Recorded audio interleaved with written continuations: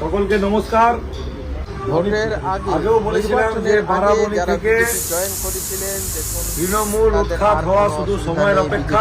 Join করার জন্য কিন্তু প্রতিদিন প্রতিনিয়ত বিজেপিতে জয়েন করতে বারাবণী সালানপুরের এলাকার মানুষ তাদের দলে দলে ভারতীয় জনতা পার্টিতে যোগদান করছেন এবং তাদের একটাই উদ্দেশ্য যে 15 বছর ধরে এই এলাকায় তৃণমূলের যে অপশাসন, যে অত্যাচার, সেখান থেকে এবারে মানুষ মুক্তি চায়।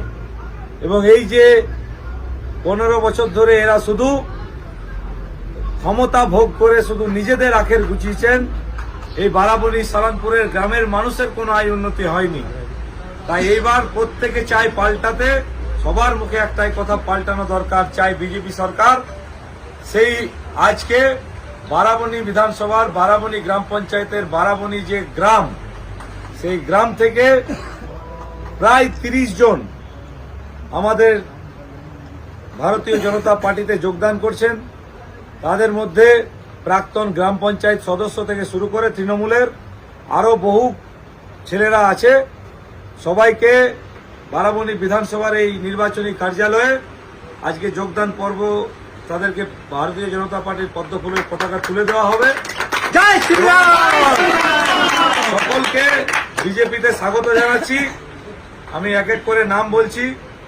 তপন বাউরি, প্রাক্তন সদস্য তৃণমূলের; ধরম বাউরি, বাপি ধীবর, সোমনাথ বাউরি, বিশাল বাউরি, জয়দেব পাল, শ্রীকান্ত গড়াই, রাজু গড়াই, সঞ্জয় মণ্ডল, সুমন্ত গড়াই, মিঠুন বাউরি, স্বপন বাউরি, সুমন্ত বাউরি, বাস্কিনাথ বাউরি, সমর রুইদাস, নিত্য বাউরি, আশিস বাউরি, সুজিত বাউরি, অমিত রুইদাস, তপন বাউরি, নিতাই ধীবর, মৃত্যুঞ্জয় ভান্ডারী, কৃষ্ণা ধীবর, ভোলা রুইদাস সহ আরো প্রায় 30-40 জন আমাদের আজকে বিজেপিতে সামিল হলো।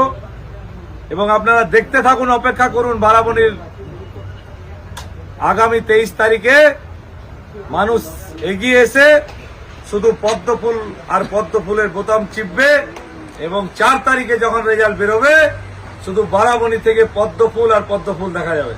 তৃণমূলের সুপড়া সাপ, গ্রামের পর গ্রাম থেকে তৃণমূল খালি হয়ে যাচ্ছে। তাই সবাইকে ভারতীয় জনতা পার্টিতে আপনাদের সকলকে স্বাগত জানাচ্ছি। भारत माता के जय श्री राम, भारत जीत के, भारत जीत राय के।